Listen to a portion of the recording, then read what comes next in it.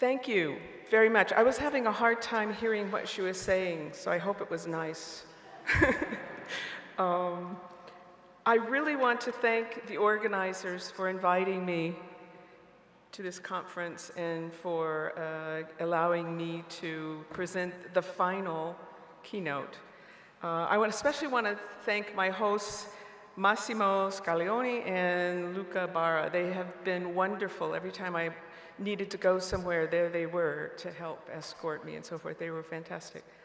Thank the organizers for a really nicely organized conference and just really exciting as well.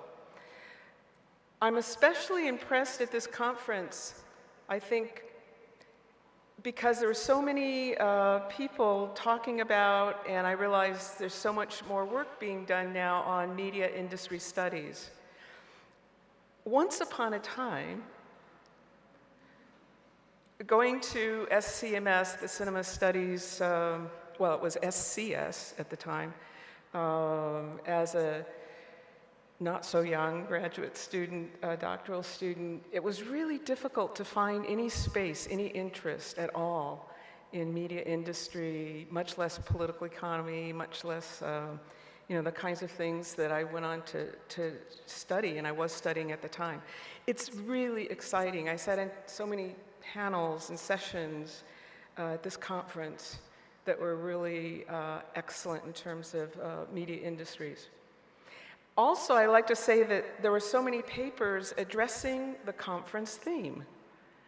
When you go to a conference, often there's a wonderful theme, but everyone goes off and does their own thing. Why not? But this one, it seems as though there was a good deal of attention given to the theme in various ways, and I'm going to try to address the theme right now. I realize that all of you are anxious to party, so I won't say that it's going to be, really short, but I'll try not to delay the party too long.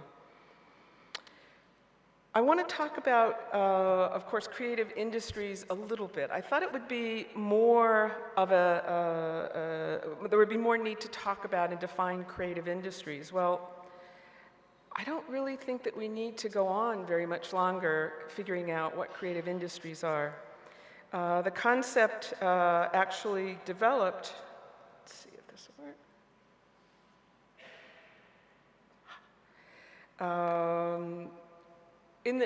At the end of the last century, but since the beginning of the 21st century, there have been a multitude of definitions, theories, models, and so forth offered by, well, everyone, academics, government officials, industry folks.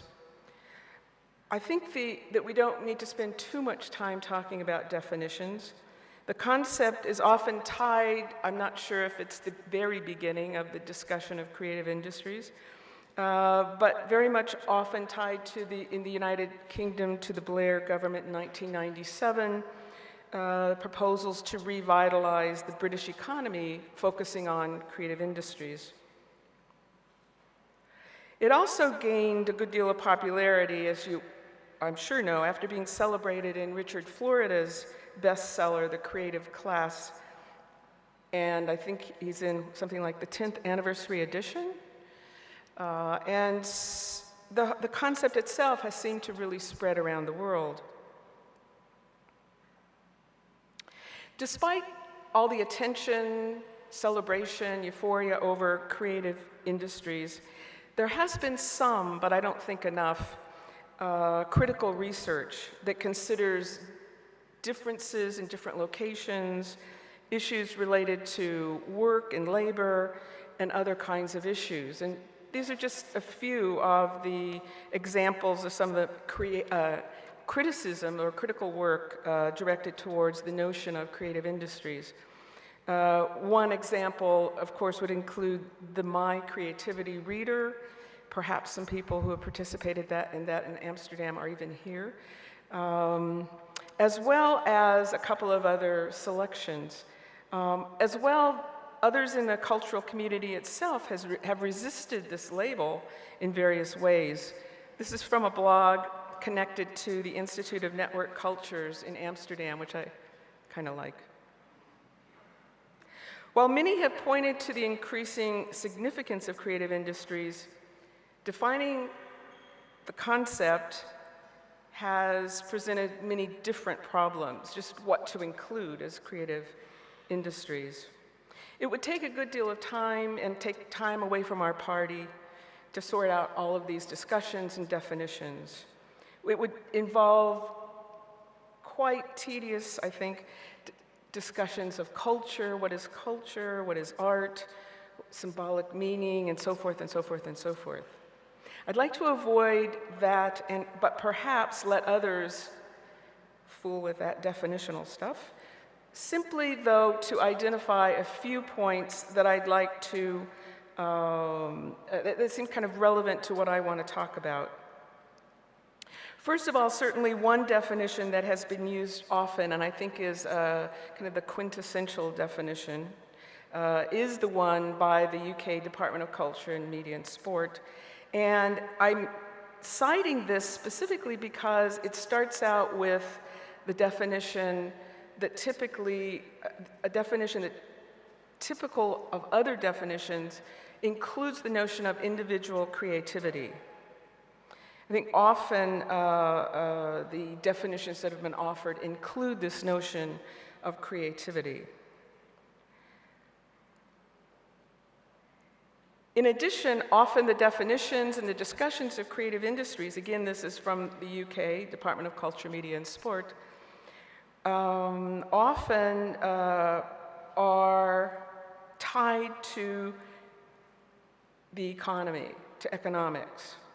An example is this model where we have the core creative fields in the heart of, supposedly, the rest of the economy. So here we have a model, but I think there are a lot of other ones that really emphasize economic aspects of the creative industries. You also might recall that Richard Florida argued that, quote, human creativity is the ultimate economic resource. Another point that I want to make also is that often creative industries proposals are tied to market-based models. Not always, but often, no matter if they're talking about film or museums or whatever. It's been widely adopted in advanced capitalist countries, this notion of creative industries, especially where there is a strong tradition of state support for culture. But as Stuart Cunningham said in 2001, it has had little or no purchase in the US where the marketplace and consumers rule.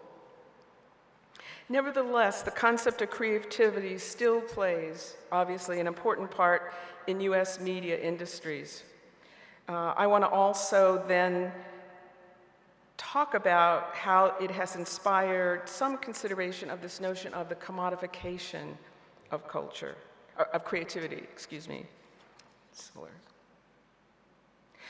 To do that, I'd like to explore the concept by looking at an American company, specifically a company that's very heavily invested in this notion of creativity and has, in fact, I want to argue, commodified not only creative products, but has commodified the very idea of creativity itself. Well, why Disney? One of the reasons is that the founder, of course, as most of you know, is often associated with creativity. He is often called a creative genius by so many people. All of these books are primarily focused on Walt Disney, the man. Few of them are, critical. They also ultimately refer to Disney as a creative genius. Also, a reason to look at Disney, the company, is that they're often described as the ultimate creative entertainment company. Recently, Fortune named Disney the world's most admired entertainment company. Fast Company, another publication, rated Disney number 20 in their list of top innovative companies. In addition, as we shall see, the Walt Disney Company has integrated the notion of creativity, I would argue, into its brand. This is why I want to talk a little bit about how they've done that and why Disney becomes the example here. Very briefly, I'm not going to bore you with everything Disney owns because it would take us, again, quite a long time. Many of you are familiar with the company, so I'll only offer a brief overview. We start out with revenues. They keep going up. 2013, 45 billion. And also the global box office for Disney films last year wasn't too bad, over $4 billion. Just to give you a sense that Disney's films are out there, they're strong in foreign cinemas, as you all probably know.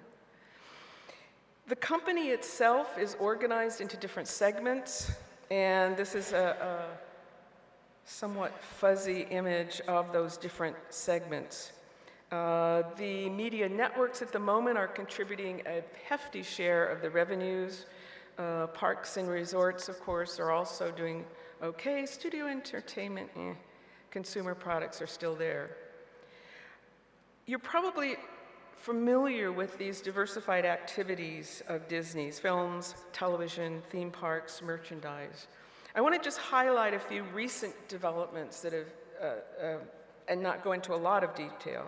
One is the growth, incredible growth of ESPN, which has been, I could say, wildly profitable for the company, and is receiving a good deal of attention these days, especially because they're airing the World Cup in the US, and believe it or not, Americans are watching. They're on, all of the games are on either ESPN, ESPN2, or ABC, all owned by Disney. Other developments I think that you may not be as familiar with have to do with the expansion into the digital world, into interactive, I forgot the theme parks. Just want to give you an overview of the theme parks. They still have quite a few. The most recent being built right now is Disneyland Shanghai, which will be extremely interesting to see how well that does. So the theme parks are still important. Now I want to talk about just a little bit of their interactive segment, because you could almost say a few years back Disney was lagging behind in all of that.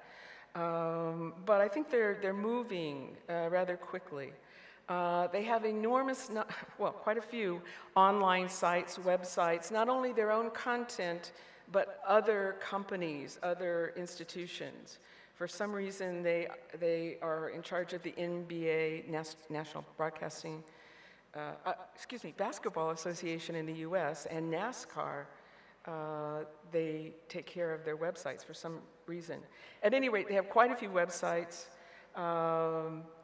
They have a few fairly popular online games. They have developed some interesting sites for families, Disney's Interactive Family, as it's called. Everything from newborns on up. And trying to develop video games. This has been, I would say, rather weak. There have been some successes, but they're increasingly adding more games. Also in terms of mobile, cell, interestingly, the first wireless service designed specifically for families is being offered. I don't know if it's offered anywhere in Europe or anywhere else, but certainly in the US. If I were a child these days, I would not want my parents on the same phone system, but they also give you the opportunity to be followed around by your parents. They know where you are. But also there are a lot of other options, content being offered on the Disney phones. And these are some of the games that maybe some of you have even played, if anyone plays games on their phones. No. They've also added a few companies, and I would guess that all of you are aware of this. 3 important brands have in the last, say, 8 years, become part of the Disney umbrella, and I think have intensified the company's impact in many ways. We'll refer to this a little bit later as well. So how does Disney embrace the concept of creativity? More specifically, how do they embrace the notion of the commodification of creativity? Of course, it goes back to Walt Disney as creative genius. Walt's ability to connect his innovative creativity with successful business strategies and popular appeal certainly qualifies him as a genius in the field of entertainment. This is the approved narrative from the company. They have a set story, and Walt, as creative genius, is part of that. It's picked up by a lot of people, as we noted before. It's sold as part of the brand of the company, you might say. The brand is also historically been associated with creativity, but I think it increases as we go on and other people become associated with the company. I'm going to skip that. The current CEO, Robert Iger, he may not be even that well known, but he certainly is following in the Disney style. And I just want to share with you some brief excerpts, you may not be able to read them, from his recent letter to shareholders this year. You don't necessarily have to read them all, but I've highlighted where he uses the word creative or creativity. And the letter wasn't very long, but I think there were 20 references to creative or creativity. Ending with the very bottom, Disney has always been one of the world's most creative companies, responsible for creating some of the world's most beloved characters and enduring stories. So they don't want people to forget, but it really does become a very, very common theme with the company. So much that I think, well, fans pick up on this. They may love Disney, but how do they describe Disney? Sometimes in the words that are given them by the company. And this is just one little example, a site that is called Walt Disney Confessions. And one person says, I hate how people write Disney movies off as just movies. No, they're not. There is so much love and creativity. So people, fans, pick up on that as well. The company is associated with a number of different products, of course, that feature the term creativity. All of their products, well, often their products are associated with creativity. Sometimes they take on the name. The one most recently has been Disney's Creativity Studio. Really interesting product that, as you can see, allows people to use a smart stylus and app design, and it's designed to teach children how to draw their favorite Disney characters.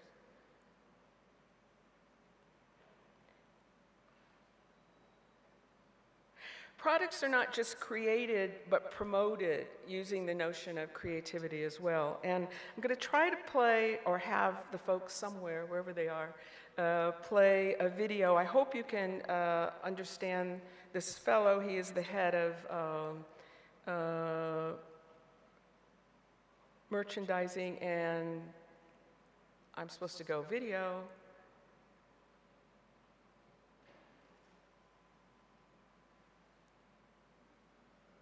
Hello. Hi, I'm Josh Silverman, Executive Vice President, Head of Global Licensing for Disney Consumer Products. At DCP, we always strive to blend creativity and innovation. When we develop this product, we have the consumer in mind, and we're going to share with you some really interesting stuff. First is our domestic set, our Cinderella bed sheet, and we brought to life with great aesthetics, great creativity, great quality, and of course, now with a little bit more innovation, the dress will actually peel off and the little girl can wear it, so her bed set becomes a role-play toy as well.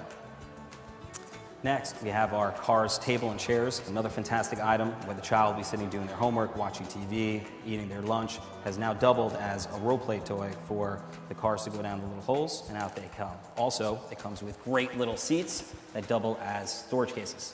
Next, we have a fantastic item in what is potentially a boring or generic set of hoodies we've been able to bring to life through, again, great innovation through our soft lines team, tremendous product. what do girls like best but sharing clothes, sharing items, sharing garments, accessories. Here you have what we call our sister hoodies. And they would come either in all green or all blue. You zip them apart, you zip them back together so the girls can share them and both have a little secret that they can bring to life. As well as our Winnie the Pooh hoodie. Just what will be a normal generic hoodie is now something even more special with a little pouch in the back. And of course, what's Winnie but with honey on the sleeve. Okay, I wanted him to put on the dress, but no. If you could understand what he was saying, throughout that he was referring to the notion of creativity. And these aren't products that have creativity in the name, but it's just a constant theme. The Disney company has gone beyond just associating, naming their products, describing their products as creative. They also sell the Disney model for managing creativity. And this goes back to what supposedly Walt developed in terms of a Disney creativity strategy model.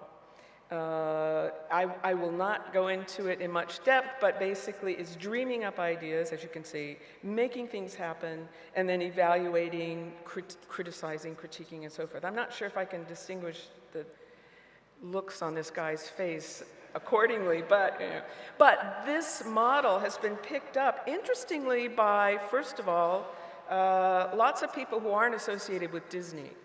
One fellow, Robert Dilts, has a series where he looks at strategies of various geniuses, and of course, Disney is one of them in this issue.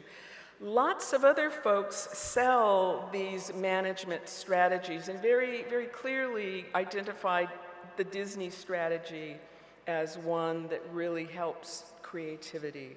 The Disney company, though, doesn't just let other people sell their strategies. They develop and sell it themselves as well.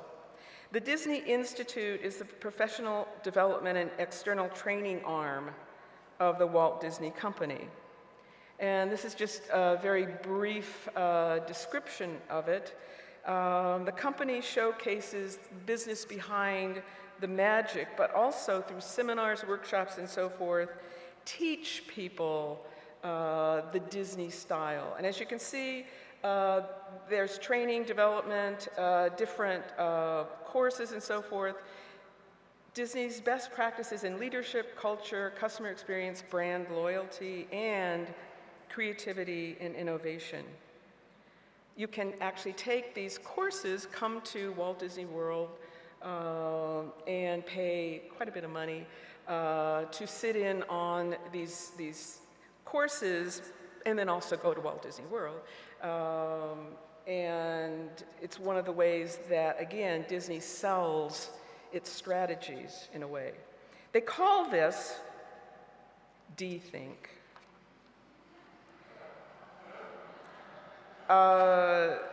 D-Think, it's worth looking at that again, isn't it?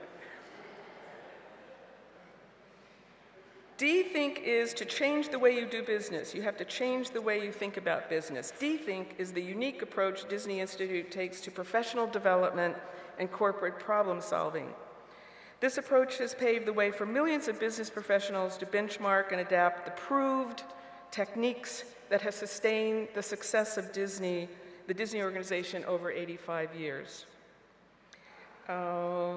This is another promotion of D-Think.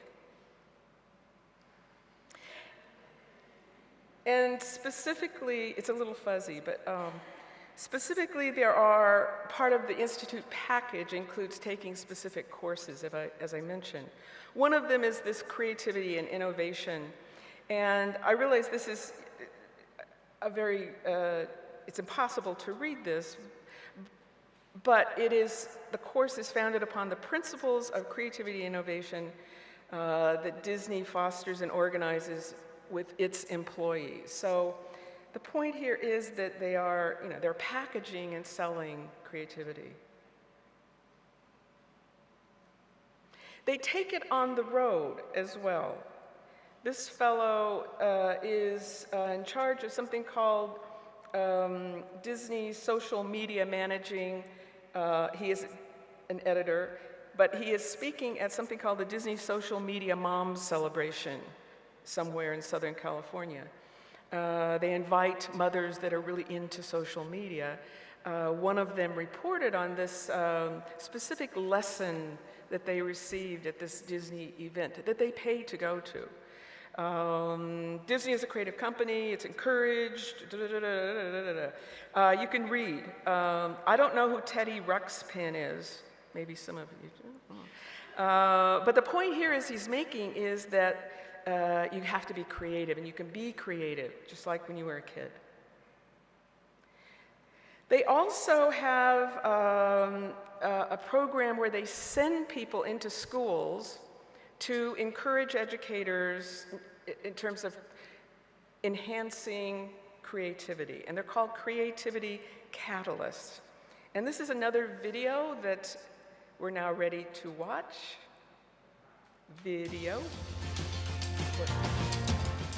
Hi, I'm Trisha. And I'm Gert, and we're creativity catalysts for the Walt Disney Company, helping Disney dreamers come up with the next big idea every day. Intuition is following your gut, like really listening to your body if it's telling you something. Curiosity is all about really caring about something so that you ask why. Dig deeper, care a little bit more about it, and that will give you an edge. So how about a content application for those great creative behaviors? Focus on discovery allows students to really tune into their gut and tap their curiosity.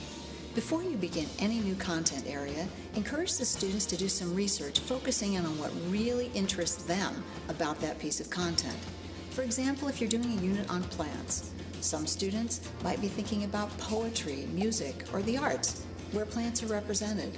Others might be looking at the more scientific, the chemical makeup or medicinal properties, while others might be looking at biographies and reading about other botanists or conservationists. If you're doing a math lesson, why not take the students and find application in the grocery store, in baseball statistics, in music, in weather, in the stocks? If you integrate focus on discovery into your classroom, you will see student engagement soar. Find out how you can win a visit from us to your classroom. Enter the Imagine Big sweepstakes. Presented by Scholastic and Disney Youth Education Series at scholastic.com/imaginebig.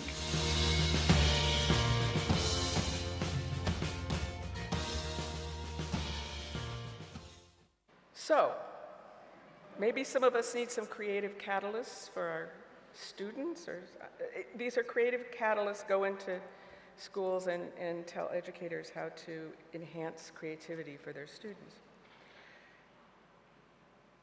Disney also, of course, employs, as other media companies, a wide range of creative workers to produce films, television, and a lot of the other creative products.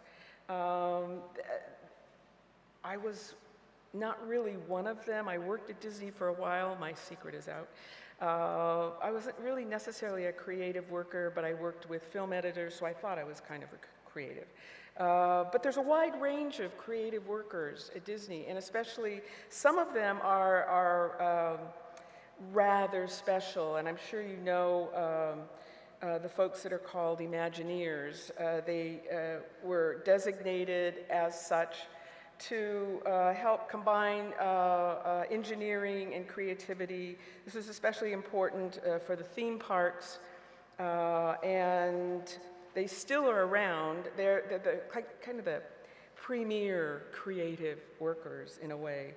But also they're promoted, again, on the site. If you want to be an Imagineer, you can come and join the talented team that develops and delivers unparalleled creative content. Again, just reinforcing the notion of creativity.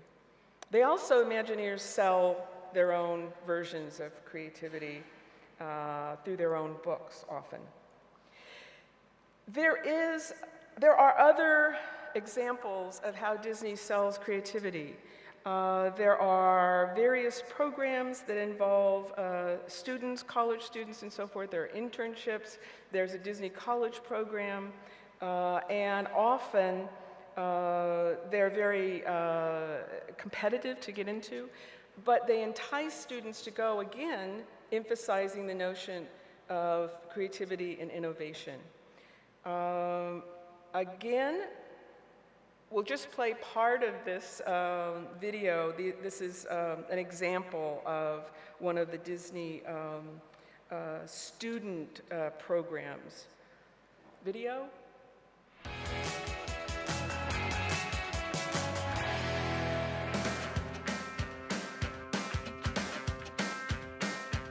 Creativity and Innovation is a class in which we learn new ideas on how to innovate when it comes to your job, when it comes to your personal business, your own life. Creativity and innovation is all about different ways of thinking. The class dynamic is really awesome because we do all of the brainstorming and teamworking and everything throughout each class. So I've taken ways of doing things and now I can use that in my everyday life. Our class is very interactive. We get to interact with our teacher, with our instructor. We also get to interact with the classmates.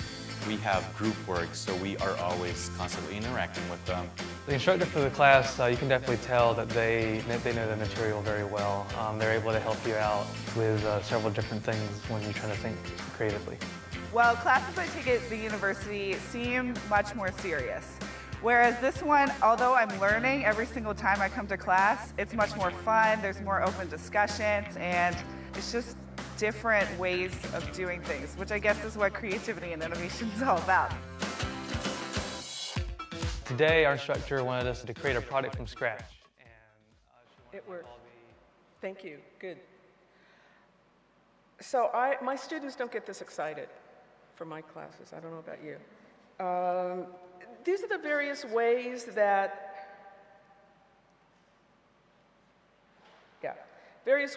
Disney integrates the notion of creativity and also promotes it and sells it, I think, as commodities.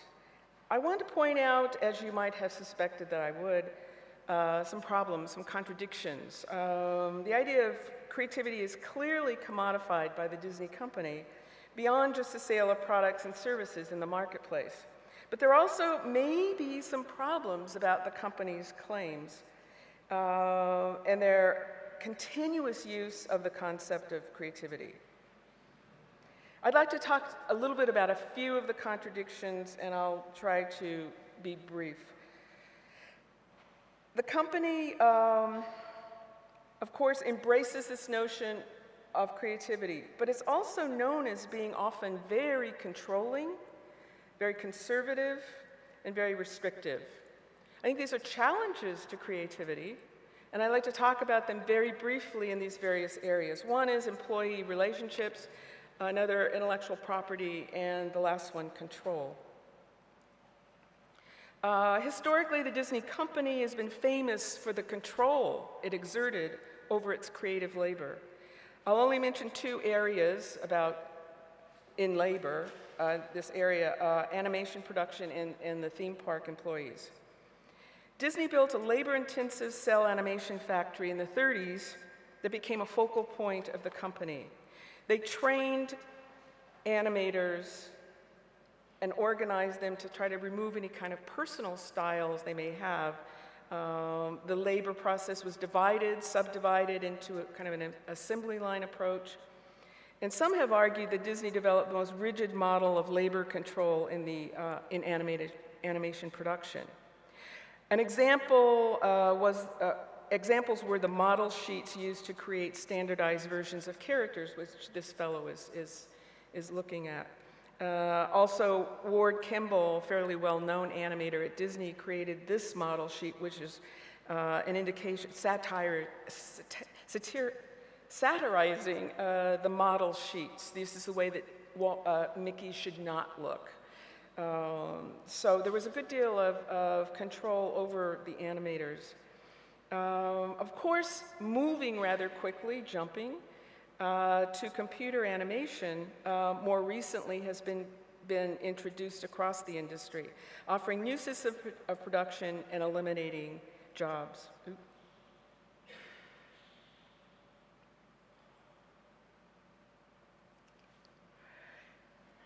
In his article, Commodification of Creativity, Wen Day noted that more than 1,400 jobs were eliminated in animation from 2002 to 2007. Wages of traditional animators were reduced by as much as 50%. Day writes, the transition from cell animation to computer animation implies that movie production houses have changed their strategies on the commodification of creativity. Revenues have increased for computer animated films, costs have been lower.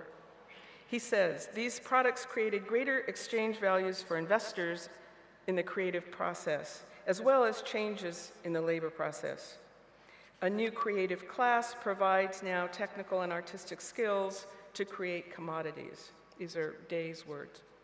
He also concludes, however, that Disney in particular has profited immensely from these developments. Some of you are experts on this, so I don't have to go on too much more. There, of course, as usual with big companies, there are layoffs, there are closures of different parts of a company that aren't too pleasant for workers. But also, it's interesting, while many employees love working for Disney, a survey of the best US companies to work for ranked Disney 41st on the list. All 4 branches of the US military were ranked higher, just kind of interesting. The dissatisfaction really seems to surface quite a bit at the theme parks. Working at Disney, sometimes it's called Mousewitz. Actually, Hollywood companies, other ones call it Mousewitz. Dachau, or the unhappiest place on earth. The woman in the corner, by the way, would have been fired by now because she took off her head if she's working at any of the theme parks, although I'm not so sure this is a Disney theme park. Not everyone is unhappy, but as one employee explains, there's lots of rules. It's why people get so frustrated working there. You're always worried about getting in trouble. When we were performing in the park, there were lots of rules about how we were to carry ourselves, not sitting, always smiling, always doing the voice. We also weren't supposed to refer to anything outside of Disney. Many of you probably are familiar with this notion of the Disney look. When people work at the park, they are trained, they are told, they have guidelines in how they're supposed to look. This is a letter from Disney to one of their new employees, advising her that one of the key elements that she'll have to be consistent with is the Disney look. The Disney look has been around for a while. It's changed slightly, a bit, but still, these are the old versions of the Disney look. There are still very, very specific rules about what you can wear, what your body can look like, how long your hair can be, how long your fingernails can be.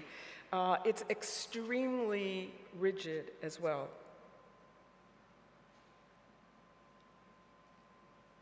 There are eruptions, resistance, especially the theme parks, strikes, boycotts, and so forth. Of course, there were strikes in the 40s of animators, but these are some of them from the theme park. Rather odd to have Mickey Mouse arrested, but...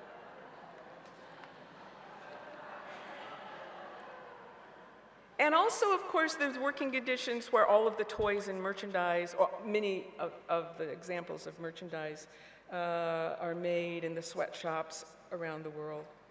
So it's not always the happiest place on earth.